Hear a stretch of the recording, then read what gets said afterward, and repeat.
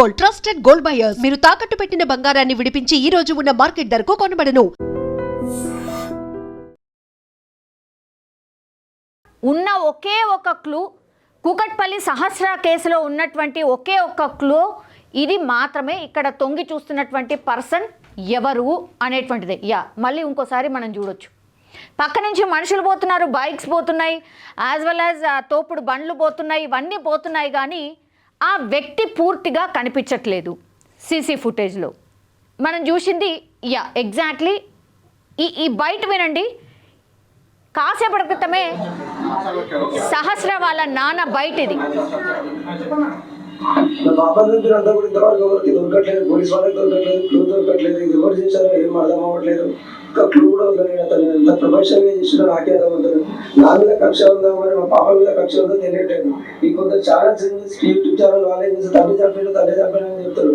వాళ్ళకి చెప్తున్నాను బాగుండదు, ఎందుకంటే వాళ్ళు కడుపు అన్నమే తింటారు, వేరే తింటలేరు. కొద్దిగా ఆలోచించి చేయండి, ఎందుకంటే తండ్రి చంపుకునే పరిస్థితి ఎవరికి ఉన్నది.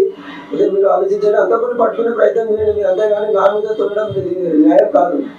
ఎప్పుడైనా సరే అంతకుని పట్టుకొని ట్రై చేయండి సార్. మీరు అందరూ వచ్చి మీరు సహకారం, నేను పోలీసు వాళ్ళకి చాలా సహకరిస్తున్నాను. నేను 100% సహకారం, ఎప్పుడు పిలిచినప్పుడు వెళ్తున్నాను చెప్తున్నాను, నేను చెప్తాను ఏం జరిగింది, ఎట్లా జరిగింది అనే క్వశ్చన్స్ చేసారు, వాళ్ళందరూ ఇచ్చారు. నేను కూడా అదే చెప్పాను. ఈ విషయం కంటే నాకు ఎక్కువ తెలియదు, నా మీద పగ ఉంది అని మా ఆలోచన ఉందంటే కూడా మొత్తం నేను ఎక్కువ కొట్లాడాను. ఏం చేస్తాను నాకు ఏం అర్థం అవ్వట్లేదు. ఎంత వీళ్ళు ఎప్పటి నుంచి నన్ను ఫాలో చేస్తున్నారో నాకు తెలియట్లేదు. నా పాప మీద కక్ష ఉందా, నా మీద కక్ష ఉందా, అసలు ఏం తెలియట్లేదు. అతను దొరికిన వరకు నేను వెయిట్ చేస్తా, ఫైట్ చేస్తా. ఒక పరిశ్రమ ఎన్ని రోజులైనా సరే ఫైట్ చేస్తాను సార్. నేను కంపల్సరీ వాడు దొరకాలి నాకు. ఎవ్వరు డౌట్ అంటే నేను ఎట్లా చెప్పగలుగుతా సార్. నేను ఇప్పుడు వీళ్ళతో కొట్లాడినా అంటే, వీళ్ళతో గట్టి కొట్లాడినా అంటే చెప్పగలుగుతా వీళ్ళతో కొట్లాడుతున్నాను. నేను అంతా పెద్ద ఊరితో కొట్లాడాను. నేను ఒక బిజినెస్ చేసుకుంటాను. బిజినెస్ అంటే అందరితో మంచిగా ఉంటేనే నాకు బిజినెస్ బాగుంటుంది. అంతేగాని వాళ్ళతో వీళ్ళతో కొట్లాడే అవసరం నాకు ఏముంది చెప్పండి. గొడవలు అంటే ఫ్యామిలీ గొడవలు ఉంటాయి సార్. బయట అవి 2 years బ్యాక్ ఫ్యామిలీ గొడవలు తప్ప ఏమి లేవు నాకు. ఇంకా బయట ఎక్కడ లేవు గొడవలు. అనుమానం అంటే నేను పర్టికులర్ ఎవరు చెప్తాను సార్. అనుమానం అంటే ఎట్లా చెప్పాలి. ఇప్పుడు ఎవరైనా నాతో కొట్లాడిందంటే వాళ్ళకి మీరు చెప్పాలంట గట్టిగా. ఈ రీసెంట్గా ఎవరు కొట్లాడేది ఎక్కడ లేదు. ఒక 8 months నుంచి ఎవరితో కొట్లాడలేదు, ఏం లేదు. అన్ని హ్యాపీగా ఉన్నా, హ్యాపీగా ఫ్యామిలీ. కానీ ఈ సరైన ఇంత సిచ్యువేషన్ వచ్చిందంటే నేను ఇట్లా తట్టుకోలేకపోతున్నా సార్. ఈ బాధ నేను ఎవరికి చిన్న బాబు సార్. నేనే డ్రాప్ చేస్తాను, నేనే తీసుకొస్తాను. అసలు నేను నమ్మను. నా పాప ఇంటికాడ 2-3 సార్లు వచ్చి చూస్తున్నాను. ఆ రోజు ఏందో సంఘటన, మొత్తము అక్కడ జనాలు లేరు, ఎవరు లేరు. ఆ సీసీ కెమెరా ఫుటేజ్ చూస్తున్నాను. ఇప్పుడు నేను నిన్న నైట్ చూసాను, నేను ఇంతవరకు ఎవరు చూసాను. ఆ వ్యక్తి వస్తున్న ఒక లేడీ ఆమె ఆయనకు సపోర్ట్ ఇస్తుంది, లోపల వెళ్ళడానికి సపోర్ట్ ఇస్తుంది. లేకపోతే ముందే వెళ్ళిపోయింది ఆమె, ఎవరైనా ముందే పంపించిరా లేకపోతే ఉందా, నాకు ఏం అర్థమవుతలేదని. పోలీసు వాళ్ళకి కూడా నేనే చెప్పాను సార్, ఇట్లా నేను సీసీ కెమెరా ఫుటేజ్ చూశాను, అది కొద్దిగా ఫైండ్ అవుట్ చేసి ఆ లేడీని పట్టుకొని అడగండి సార్, కొద్దిగా గట్టిగా అడగండి. సరే అని వాళ్ళు కూడా సహకరిస్తారు నాకు. ఆ విషయమే జరుగుతుంది కూడా. సార్ కూడా పిలిచాను, ఎంతో దానికోసం వెళ్తే మాట్లాడేసి వస్తాను. వాళ్ళ స్కూల్ దూరం సార్. వాళ్ళ స్నేహితులు అంటే ఒకటే కీర్తనమ్మ ఒక్కసారి వచ్చింది పాప. నేనే డ్రాప్ చేసాను. వాళ్ళ ట్యూషన్ కోసం వస్తుండే ఆ పాప డ్రాప్ చేసి వచ్చాను. చుట్టుపక్కల అంటే మా కొట్టు కోసం ఫ్రెండ్స్ కింద అందరూ వస్తున్నారు. చుట్టుపక్కల బిల్డింగ్ కూడా పిల్లలు అందరూ ఆడుతున్నారు. వాళ్ళు క్రికెట్ ఆడడానికి వస్తున్నారు. పైకి రావడం అంటే నేను లేనప్పుడు ఎప్పుడైనా వచ్చిందో లేదో నాకు తెలియదు కదా. అది నాకు నేను ఎప్పుడు ఇంటికాడ ఉన్నాను. నేను కొద్దిగా 9కి అయితే మళ్ళీ ఈవినింగ్ 9:30, 10 వరకు వస్తాను ఇంటికి. ఇంటికాడ ఉంటాయి ఎక్కువ. నా భార్య కూడా ఉన్నది. మన భార్య కూడా 9కి వెళ్ళిందంటే ఈవినింగ్ 5కి వస్తుంది. సో ఇది వాళ్ళ ఫాదర్ యొక్క ఆవేదన. నిజంగానే బికాజ్ ఏ క్లూ దొరకట్లేదు. అండ్ ఎక్స్పర్ట్స్ ప్రకారం కూడా మరి ఎవరు సీసీ కెమెరాలో ఎవరు కనిపించట్లేదు. లోపలికి వెళ్ళిన వాళ్ళు లేరు, వచ్చిన వాళ్ళు లేరు. ఇక మిగిలింది ఎవరు? వాళ్ళ తల్లి, తండ్రి. క్లూస్ ఏమీ లేవంటున్నారు. అక్కడ ఎవిడెన్సెస్లో కూడా ఏ ఫుట్ ప్రింట్స్ లేవు, ఫింగర్ ప్రింట్స్ లేవు, ఏమీ లేవు. సస్పెక్ట్ చేసే అంత పోస్ట్మార్టం రిపోర్ట్లో కూడా ఇప్పటి వరకు పోలీసులకు ఏమీ దొరకలేదు. దీంతో ఏం చేసిర్రు? ఇక తల్లిదండ్రుల మీదనే ఏమంటారు, వాళ్ళ మీదనే అనుమానం వ్యక్తం చేస్తున్నారు. సహస్ర వాళ్ళ మదర్ నిన్న పూర్తి స్థాయిలో ఇన్వెస్టిగేషన్ నడిచింది ఈమెకి అండ్ అట్లాగే సహస్ర వాళ్ళ నాన్నకి. ఇద్దరిని కూర్చోబెట్టి మీకు ఎవరితోనైనా గొడవలు ఉన్నాయా, గతంలో మీరు ఎవరితోనైనా గొడవ పడ్డారా, ఈ మధ్యకాలంలో మీకేమైనా గొడవలు ఉన్నాయా, ఏమైనా భూ వివాదాలు లేకపోతే పైసలకు సంబంధించిన పంచాయతో ఇవేమన్నా ఉన్నాయా, ఇవన్నీ కూడా అడుగుతున్నారు. బికాజ్ ఎక్కడ కూడా ఏ ఎవిడెన్స్ కనబడతలేదు. ఈ సీసీ ఫుటేజ్ని పట్టుకొని మాత్రమే ఈ కేసు అంతా కూడా డ్రైవ్ అవుతుంది. అండ్ ఇంకోటి ఏంటంటే, ఇప్పుడు సహస్ర ఫాదర్ మాట్లాడిండు కదా, మాట్లాడుతూ ఈ లేడీ ఎవరు, ఆ పక్కన తొంగి చూస్తున్నటువంటి వ్యక్తికి ఈమె సహకరిస్తున్నట్టు అనిపిస్తోంది, గట్టిగా ఈమెని పిలిచి అడగండి అనేటువంటి మాట చెప్తున్నారు. ఈ డౌట్ కూడా ఎందుకు వచ్చిందంటే, ఈమె అటువైపు చూసింది, అంటే తొంగి చూసినటువంటి వ్యక్తిని చూసింది, గమనించి అతడికి సహకరించినట్టు అనిపిస్తోంది సార్, అందుకని ఈ లేడీని పిలిపించి మీరు ఒకసారి ఇంట్రాగేషన్ చేయండి, ఏమైనా విషయం తెలుస్తుందేమో అనేటువంటి మాట చెప్పిండు. సో వాళ్ళ ఫాదర్ చెప్తుంది అదే, ఇప్పుడు పోలీసులకు ఉన్నటువంటి ఆధారం కూడా ఈ సీసీ ఫుటేజే. ఇప్పుడు ఈ లేడీ మాత్రమే ఈ తొంగి చూసినటువంటి వ్యక్తిని ఆమె చూసింది అండ్ గమనించింది, ప్లస్ ఈమె అతనికి సహకరించినట్టు అనిపిస్తోంది అనేటువంటి మాట చెప్తున్నారు. ఇది ఎప్పుడు జరిగింది అంటే, ఆయన చెప్పిండు కదా, ఇప్పుడు సహస్ర వాళ్ళ ఫాదర్ చెప్పిండు, నేను 9-9:30కు పోతే రాత్రి 9కి వస్తా, వాళ్ళ మమ్మీ 9కి పోతే సాయంత్రం 5 గంటల వరకు వస్తుంది. జస్ట్ ఈ టైమింగ్ చూడండి ఒక్కసారి. మండే రోజు మార్నింగ్ 9:57 ప్రాంతంలో ఆ తొంగి చూసినటువంటి వ్యక్తిని మనం గమనించవచ్చు. అంటే ఫాదర్ లేడు, మదర్ లేడు, అట్లాగే దాని తర్వాత ఆ చిన్న బాబుని స్కూల్లో డ్రాప్ చేసిన తర్వాత వాళ్ళ పనులకు వెళ్ళిపోయారు. ఒకవేళ నిజంగానే వాళ్ళ అమ్మా నాన్న మీదనే డౌట్ ఉంటే, ఇప్పటికే వాళ్ళ అమ్మా నాన్న పనిచేసే దగ్గర వాళ్ళ టైమింగ్ ఏంటి, వాళ్ళు ఆ రోజు ఎక్కడున్నారు, వాళ్ళు అక్కడే ఉన్నారా లేదా, ఇవన్నీ కూడా అక్కడ వాళ్ళు వర్క్ చేసే ప్రాంతంలో కూడా ఈ ఎంప్లాయీసో లేకపోతే అక్కడ ఉన్నటువంటి ఉద్యోగులు ఎవరైతే ఉన్నారో వాళ్ళకి కూడా కనుక్కోవడం జరిగింది.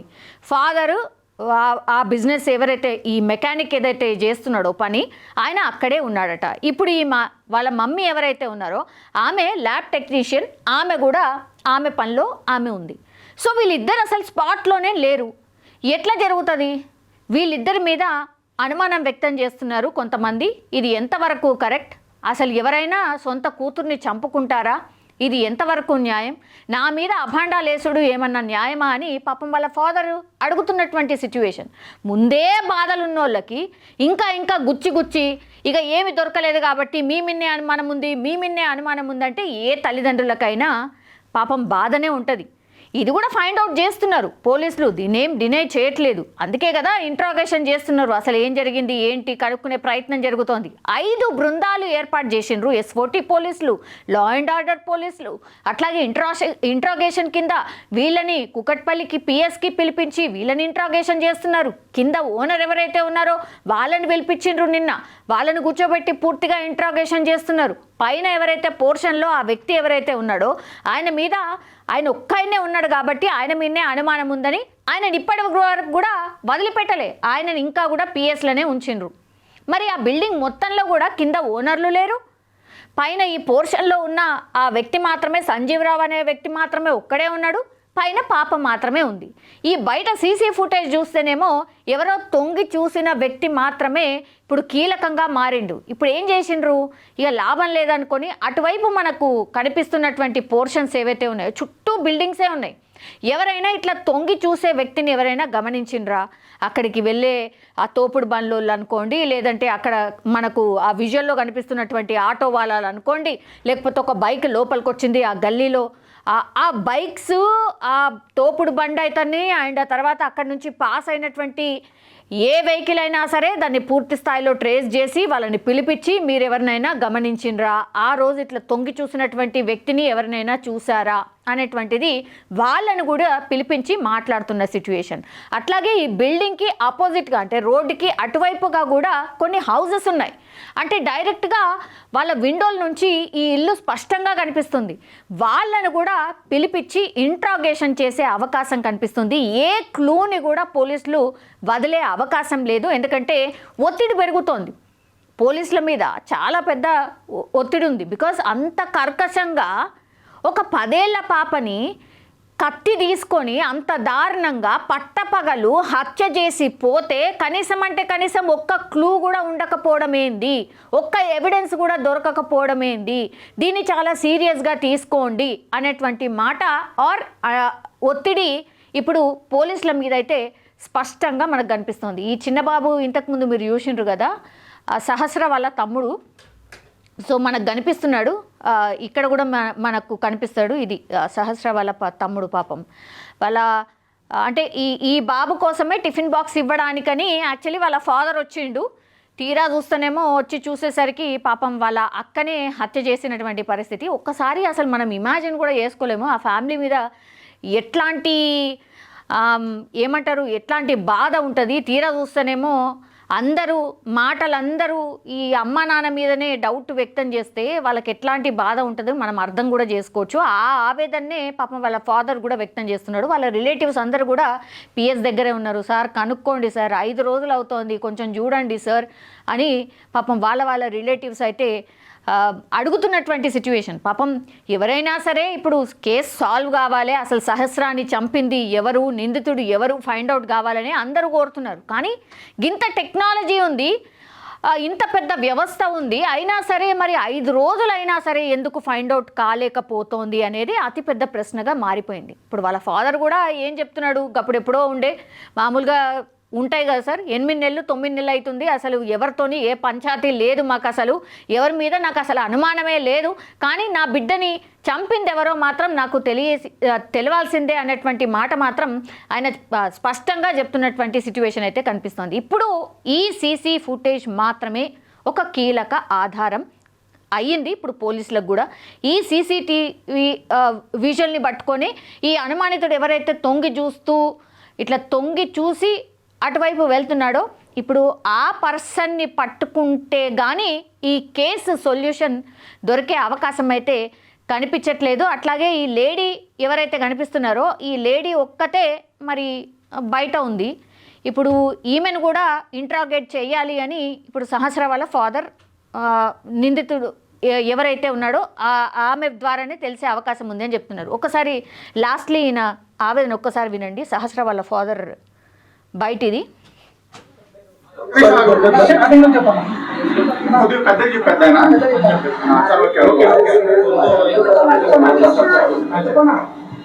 పాప దగ్గర అంతా కూడా ఇంతవరకు ఎవరికి దొరకట్లేదు, పోలీస్ వాళ్ళకి దొరకట్లేదు, క్లూ దొరకట్లేదు, ఇది ఎవరు చేశారో ఏం అర్థం అవ్వట్లేదు.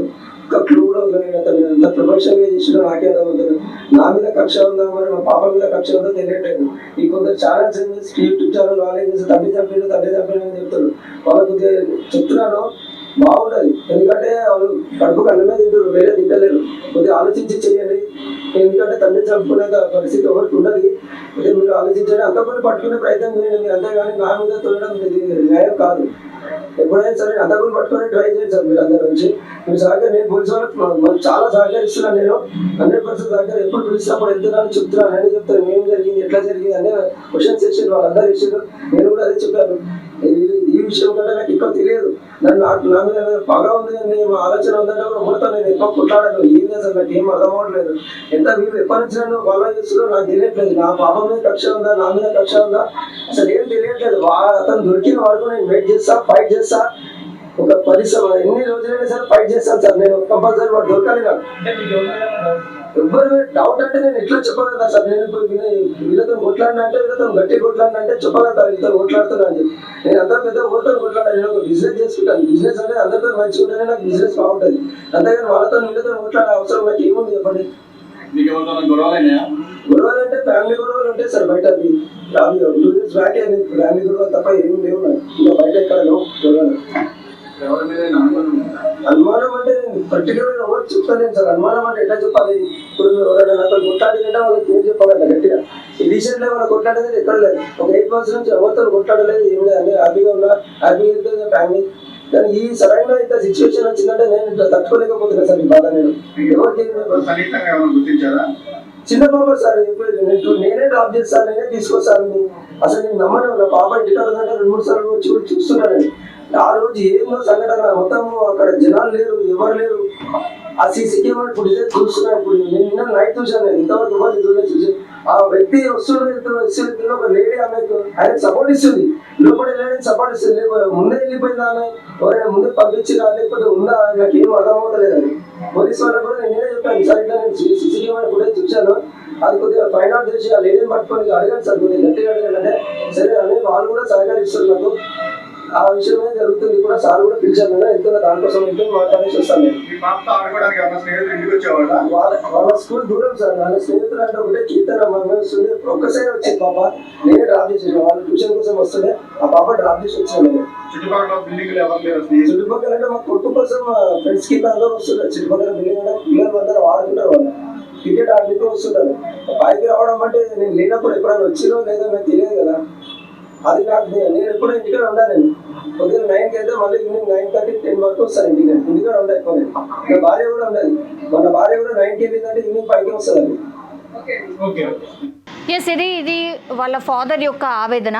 ఏ తండ్రి అయినా సరే ఇంత దారుణంగా నా బిడ్డను చంపిన వ్యక్తి ఎవరో నాకు తెలియాల్సిందే, కానీ నా మీద అభాండాలు వేయడం ఇది ఎంతవరకు కరెక్ట్ అనే క్వశ్చన్ కూడా రైజ్ చేస్తున్నారు.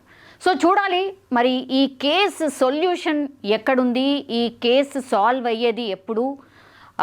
చాలా అంటే చాలా ప్రశ్నలు అయితే ఒకటి. అండ్ దాని తర్వాత పోలీసుల మీద మాత్రం విపరీతమైన ఒత్తిడి అయితే ఉంది. ఈ కేసుని ఎంత తొందరగా సాల్వ్ చేయండి అని పై అధికారులు అయితే ఒత్తిడి చేస్తున్నటువంటి సిచ్యువేషన్. అలా అని ఎవరిని బట్టే వాళ్ళని తీసుకొచ్చి ఇగో వీడే నిందితుడు అని అంటే అట్లా కూడా నమ్మే పరిస్థితి ఉండదు. కరెక్ట్గా ఎవిడెన్స్ ఇతనే ఇది చేశాడు, ఇలా చేశాడు అని ఫైండ్ అవుట్ చేయాల్సిందే, చెప్పాల్సిందే. సో చూడాలి మరి ఈ కేసులో ఎలాంటి డెవలప్మెంట్ జరుగుతుంది అండ్ నిందితుడిని ఎప్పటిలోపు పట్టుకుంటారు అనేది కూడా అందరికీ అతిపెద్ద question. And for more videos, Please subscribe to iDream. Please subscribe to iDream. Please subscribe iDream. And please subscribe to iDream. For more videos, subscribe to iDream. please like, share and subscribe to the channel. Congratulations, iDream. Subscribe to iDream. Subscribe to iDream. So subscribe to iDream Media.